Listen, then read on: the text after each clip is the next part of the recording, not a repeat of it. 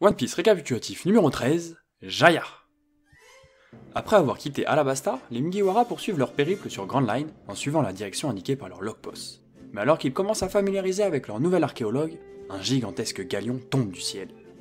Les pirates évitent de peu le chavirement avant de constater que l'aiguille du logpost pointe vers le ciel. La stupéfaction et l'incompréhension s'emparent du Going Merry, avant que Robin explique que l'aiguille du logpost a sûrement changé de direction pour indiquer une île céleste. En explorant les débris flottants du galion, l'archéologue réussit à déterminer l'origine de l'épave. C'est un navire d'exploration parti de South Blue il y a 200 ans. Luffy quant à lui a réussi à trouver une carte d'une île céleste nommée Skypea. L'excitation est à son comble pour les Mugiwara, mais diverses péripéties, et notamment l'apparition de la nuit en pleine journée, poussent les Mugiwara à naviguer jusqu'à la prochaine île nommée Jaya, où ils espèrent recueillir des informations sur la manière d'atteindre l'île céleste. Mais au lieu d'y trouver une île prospère comme ils l'espéraient, les Mugiwara découvrent que la principale ville de l'île, appelée Moncton, est en fait une zone de non-droit ignorée par le gouvernement mondial qui en fait un repère de pirates parfait. En effet, ce genre d'endroit est une étape parfaite pour les pirates qui peuvent en profiter pour dépenser leur butin en alcool, jeux d'argent, etc. La marine n'étant pas présente, les règlements de compte, voire les assassinats, sont monnaie courante entre les pirates qui s'efforcent tout de même de ne pas s'en prendre aux commerçants, sans qui ce coin de paradis pour pirates n'existerait pas. Nami, escorté de Luffy et Zoro, part trouver des renseignements sur l'île céleste, tandis que Robin mène son enquête dans son coin et que le reste de l'équipage reste à réparer le Going Merry qui a bien souffert des péripéties de la journée. Après avoir fait le tour de la ville, Nami, Luffy et Zoro décident de rentrer dans une taverne. Là-bas, ils s'assoient sans le savoir à côté de Barbe Noire, dont c'est la première apparition. Après une scène assez comique de pareil, pas pareil entre Luffy et Barbe Noire, le ton monte, mais le tavernier intervient et demande à l'imposant voisin de Luffy de partir avec sa commande. C'est alors que le pirate Bellamy la Hyène rentre dans la taverne et s'assoit à côté de Luffy avant de le provoquer assez brutalement. En effet, ce capitaine pirate à la prime de 55 millions de berries a entendu dire qu'un jeune homme au chapeau de paille, dont la tête est mise à prix à 30 millions, était arrivé en ville. Il veut donc le tester et éventuellement lui faire intégrer son équipage. Bien sûr, dès son premier coup bas, Zoro le met en garde, et une fois relevé, Luffy se prépare à se battre. Mais Nami, qui veut à tout prix éviter de nouvelles galères, s'empresse de demander des renseignements sur l'île céleste au tavernier. Mais après quelques secondes d'incompréhension, toute la taverne explose de rire. La raison ? Ici, personne ne croit en l'existence des îles célestes. Bellamy se lance alors dans un monologue où il explique que les rêves n'ont plus leur place dans la nouvelle ère de la piraterie, qu'il faut s'emparer de chaque richesse possible, et que l'exploration d'îles célestes ou la découverte du One Piece ne sont plus que des chimères. Il termine son discours en s'attaquant une nouvelle fois à Luffy, mais ce coup-ci, le capitaine des Mugiwara demande à son second de ne pas répondre à sa provocation, ce qui nous donne une scène très similaire à celle du premier chapitre, dans laquelle Shanks ne répondait pas aux provocations du brigand des montagnes Iguma. Nami tire finalement hors de la taverne ses deux compagnons méchamment esquintés par Bellamy et ses hommes. Devant la taverne, elle découvre Barbe Noire, assis, qui mange les tartes que lui a préparées le tavernier. Il félicite Luffy pour sa réaction, puis lui tient un discours complètement à l'opposé de celui de Bellamy. Il déclare que les hommes ne renonceront jamais à leurs rêves et qu'il faut les poursuivre qu'importe les moqueries des autres. Le trio rentre ensuite au Going Merry où Chopper s'occupe des blessures de Luffy et Zoro. Robin arrive à son tour avec une piste pour atteindre l'île céleste. Elle s'est en effet procuré une carte de l'île de Jaya et a appris l'existence d'un paria nommé Mont Blanc Cricket, chassé à l'autre bout de l'île par les habitants de Moncton pour avoir raconté ses rêves. Ils reprennent donc la mer pour contourner l'île et se rendent où vit Cricket. Ils y découvrent sa maison assez atypique, mais il n'y est pas présent. Nami trouve alors un livre d'images et décide de s'y intéresser en attendant leur route. On apprend que ce livre pour enfants est très connu dans North Blue, où Sanji dit avoir vécu les premières années de sa vie. Ce livre raconte les aventures de Montblanc Norland, un explorateur originaire de North Blue qui a vécu il y a 400 ans et a fait de nombreuses découvertes maritimes, notamment sur Grand Line. Un jour, en rentrant d'une expédition, il déclara avoir trouvé une cité d'or. Son roi décida de l'accompagner pour mettre la main sur cette richesse, mais au bout d'un long périple dans lequel ils perdirent presque tous leurs hommes, ils accostèrent sur l'île tant attendue, mais ils n'y découvrirent qu'une jungle hostile. Ils rentrèrent alors dans leur royaume, et le roi fit condamner à mort Norland. Celui-ci déclara que l'île avait sûrement sombré au fond de l'océan, mais personne ne le crut, car tout son peuple le considérait déjà comme un menteur. Alors que Nami finit de lire l'histoire, Cricket sort de l'eau et s'en prend à ses invités, pas vraiment invités du coup. Mais après un rapide échange de coups avec Sanji, Cricket s'évanouit subitement. Chopper se précipite à son chevet et comprend qu'il a le mal des profondeurs après avoir plongé en apnée. À son réveil, il explique qu'il est le descendant de Montblanc Norland. Waouh, quelle surprise! Mais qu'il a toujours détesté son ancêtre, car sa réputation de menteur l'a suivi toute sa vie, bien qu'il soit lui-même persuadé de l'honnêteté de son aïeul. Lorsqu'il en a eu l'âge, il a donc décidé de quitter North Blue et de devenir un pirate. Il est finalement arrivé sur Jaya il y a 10 ans, et en comprenant qu'il était le seul de sa famille à avoir atteint cette fameuse île en 400 ans, il décida de quitter son équipage pour plonger dans les profondeurs océaniques de l'île pour trouver l'or que son ancêtre avait découvert. Il plonge ainsi tous les jours depuis 10 ans, mais malheureusement son butin est bien maigre. Il n'a trouvé que 3 petites cloches d'or et une statue d'oiseau. Mais les Mugiwara ont beau être fascinés par le destin de cette famille, ils veulent avant tout trouver un moyen d'atteindre l'île céleste avant que leur logpost se mette à jour et pointe une nouvelle île. Cricket décide de leur raconter ce qu'il sait. Dans les environs, on peut observer des impériaux nimbus, qui seraient des nuages fossilisés qui flottent dans le ciel depuis des milliers d'années et créeraient une impression de nuit en plein jour pour ceux qui se trouvent en dessous. Pour Nami, c'est météorologiquement impossible, mais selon Cricket, c'est le seul endroit où peut se trouver l'île céleste. Pour autant, les Mugiwara n'ont aucun moyen de s'y rendre. Cricket explique alors le phénomène du Knock Upstream qui apparaît autour de l'île. Je vous épargne l'explication scientifique, mais en gros c'est un geyser maritime géant. Genre tellement géant que si les Mugiwara le prennent avec le Going Merry, il s'envolerait à 7000 mètres au-dessus de la mer. Cependant, le Knock Upstream est d'une violence telle que les navires sont quasiment systématiquement pulvérisés, ou au pire ils retombent quelques secondes plus tard. Les Mugiwara ont donc besoin de préparer leur bateau, mais également d'avoir un timing parfait. De plus, le prochain Knock Upstream apparaîtra le lendemain matin, et les Mugiwara ne peuvent pas se permettre de le louper, sans quoi leur logpost se mettra à jour et pointera une nouvelle île. Ils partent donc dans la jungle de Jaya pour trouver les préparatifs nécessaires. Mais lorsqu'ils reviennent enfin à la maison de Cricket, ils découvrent leur hôte recouvert de blessures. Effectivement, Bellamy et sa bande ont entendu dire que Cricket possédait de l'or, et l'ont donc attaqué en pleine nuit et lui ont volé le fruit de ses plongées sous-marines. Bien évidemment, c'en est trop pour les Mugiwara, et malgré qu'il ne reste que 3 heures avant leur départ pour l'île céleste et qu'ils doivent encore apporter des modifications à leur navire, Luffy se précipite à Moncton pour récupérer l'or de Cricket. Le capitaine des Mugiwara arrive en ville au lever du jour, pile au moment où le Martin Facteur apporte les nouvelles du monde. Parmi ces nouvelles, les pirates découvrent la nouvelle prime de Luffy attribuée après les événements d'Alabasta, et tous les pirates qui s'étaient moqués de lui prennent peur devant sa prime de 100 millions de berries. Sauf Bellamy qui croit en une supercherie. Mais il suffit d'un coup à Luffy pour lui faire comprendre qu'il ne joue pas dans la même catégorie. Une fois son honneur lavé et l'or récupéré, Luffy se dépêche de rentrer au Going Merry. Dans le même temps, quelque part sur Grand Line, Rockstar, un jeune pirate envoyé par Shanks, se rend sur le bateau de Barbe Blanche pour transmettre un message du mentor de Luffy. Mais le capitaine du navire ne veut rien savoir. Il suppose que Shanks compte lui parler de la situation de son ancien matelot Barbe Noire, mais exige du roux qu'il vienne lui parler en personne. Mais cette entrevue est arrivée jusqu'aux oreilles de la marine, qui ignore la raison de ce rapprochement, mais souhaite à tout prix éviter une alliance entre ces deux redoutables pirates. Le Gorosei, qui est la plus grande instance du gouvernement mondial, a donc décidé de tenir un sommet spécial avec la marine et les Shichibukai pour traiter le sujet, mais également évoquer la nomination du successeur de Crocodile au titre de Shichibukai. Parmi les représentants de la marine, on trouve notamment la vice-amiral Tsuru, et surtout, l'amiral en chef Sengoku. Concernant les 6 Shichibukai en poste, seuls 3 ont répondu à l'appel. Mihawk, Don Quichotte Doflamingo et Bartholomew Kuma.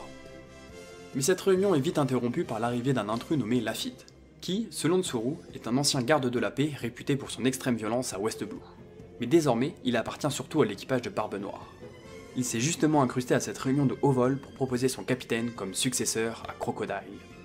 Connaissant mal le bonhomme, le Gorosei est sceptique quant à sa capacité à se faire respecter par les autres pirates.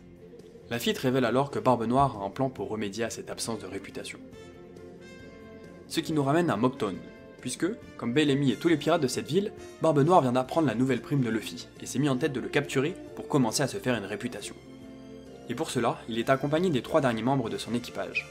Doc Q, le médecin de l'équipage aux capacités encore plus douteuses que celles du docteur Iluluk, Van Augur, le sniper capable de toucher sa cible à plusieurs kilomètres de distance, et enfin Jesus Burgess, le barreur qui a mis KO plusieurs pirates réputés depuis leur arrivée à Moncton. Ils prennent donc la mer avec leur bateau pour attaquer les Mugiwara avant qu'ils atteignent l'île céleste. Les Mugiwara justement atteignent le point d'éruption du Knock Upstream alors que les impériaux Nimbus leur cachent la lumière du jour. Ils sont pris dans un tourbillon géant avant que celui-ci ne se résorbe, signifiant l'arrivée imminente du Knock Upstream. L'équipage de Barbe Noire s'apprête alors à les attaquer, mais le geyser géant éclate juste sous le Going Merry, pulvérisant ainsi le navire de Barbe Noire mal placé. Les modifications apportées au Going Merry, couplées au talent de navigatrice de Nami, permet au Going Merry de littéralement naviguer sur le Knock Upstream jusqu'à la mer de nuages. Mais l'île céleste, ce sera pour le prochain épisode.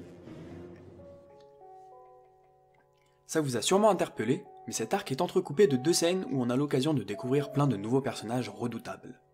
D'ailleurs, je soupçonne l'auteur Eiichiro Oda de s'être fixé comme règle, plus un personnage est important, plus son introduction doit être rapide. Et oui, dans la première scène, on voit pour la première fois Edward Newgate, dit Barbe Blanche, le capitaine de Port Ghazdi Ace, le frère spirituel de Luffy. Et quelle première apparition! Le type fait 6 mètres de haut, a une moustache digne de son surnom, Et son épithète est l'homme le plus fort du monde. Mais surtout, le gars semble avoir 70 ans, il est perfusé de partout et entouré d'une horde d'infirmières. Comment peut-on faire plus intriguant qu'un mec reconnu comme l'homme le plus fort du monde, mais qui semble pouvoir mourir le lendemain? Bon, et juste avant ça, on avait aperçu, même s'ils n'étaient pas nommés, Marco et Jaws, les commandants de sa première et troisième flotte, ainsi que son navire, le Moby Dick. Il n'y a pas tellement d'autres choses à dire sur cet équipage, mais retenez-les bien. Ils vont prochainement avoir un rôle primordial dans l'épopée des Mugiwara, notamment du fait qu'ils soient les camarades de Ace. Après cette scène mythique, nous avons été directement transportés sur Marie-Joie, la Terre Sainte et QG du gouvernement mondial, où encore plus de personnages intrigants nous attendaient. Pour recontextualiser rapidement, c'était un sommet entre le gouvernement mondial, la marine qui est son bras armé, et les Shichibukai qui sont, je vous le rappelle, des pirates qui agissent pour le gouvernement mondial en échange d'une impunité pour leurs crimes. Ce qui signifie d'ailleurs que leur prime est gelée à partir du moment où ils entrent dans cet ordre. Quoi qu'il en soit, ils ne sont pas très dociles, puisque sur les 6, seulement 3 ont répondu à l'appel du gouvernement mondial. Parmi ces 3 Shichibukai, on a Mihawk, qui a fait une impression monstre dans l'arc du Baratier, et qu'on a déjà évoqué, du coup je passe directement au suivant, Don Quichotte, Doflamingo. Cet homme au look reconnaissable entre mille possédait autrefois une prime de 340 millions de berries, mais est également le détenteur du Ito Itonomi, le fruit du démon des fils, qui lui permet par exemple de manipuler à sa guise les pauvres soldats de la marine. Et oui, Doflamingo est un sacré psychopathe qui sera même l'antagoniste principal d'une saga de la seconde moitié de One Piece. Heureusement, d'ici là on aura déjà eu l'occasion de le voir à l'œuvre. Le troisième Shichibukai de la Réunion est Bartholomew Kuma, dont l'ancienne prime est de 296 millions de berries. Son introduction est bien plus discrète que celle de Doflamingo, mais c'est surtout parce qu'on le reverra plus vite, mais aussi plus longtemps, ce qui pourrait d'ailleurs en faire un des meilleurs personnages de l'œuvre, selon son rôle à la fin du voyage des Mugiwara.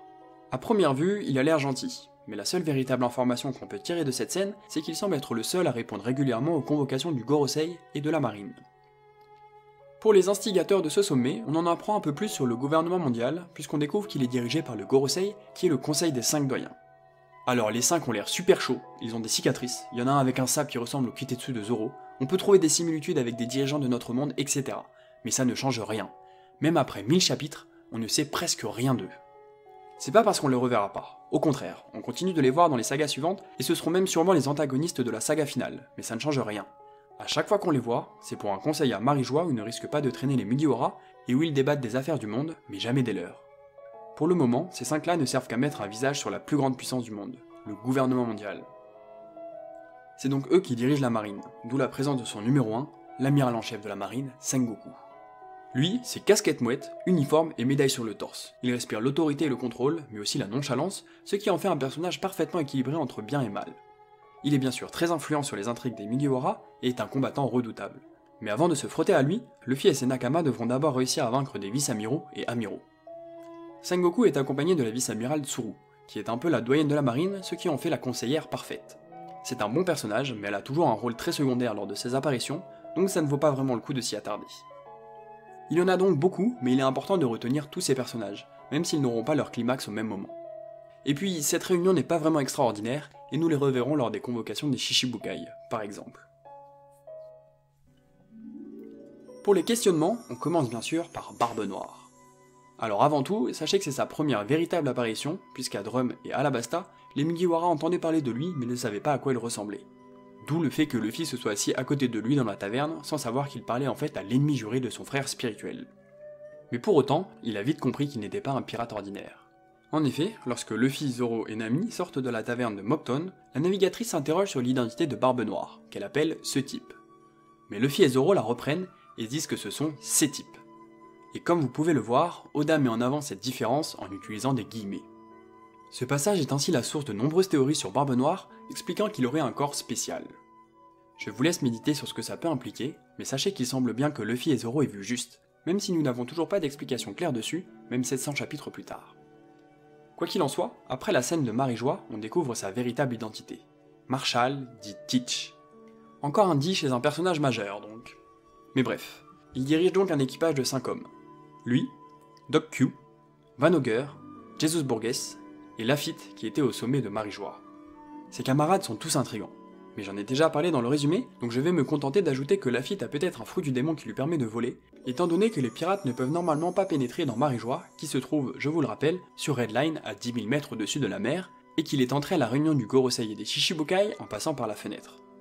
Quoi qu'il en soit, il nous a annoncé l'ambition de Barbe Noire. Il souhaite récupérer le titre de Shichibukai, détenu jusque très récemment par Crocodile. Et pour cela, il compte leur livrer un pirate à la prime élevée. Je dis élevé et pas de 100 millions de berries, parce que ça semble vraiment être le minimum pour lui, puisqu'il ignorait complètement Bellamy et sa prime de 55 millions, ou même Zoro. Il a laissé Luffy lui filer entre les doigts, et il va donc logiquement changer de cible. Je vous en dis pas plus, mais croyez-moi, c'est pas pour rien que je lui ai mis 4 étoiles d'importance. Bon allez, fini de parler des nouveaux personnages introduits durant cet arc, et revenons sur les Mugiwara.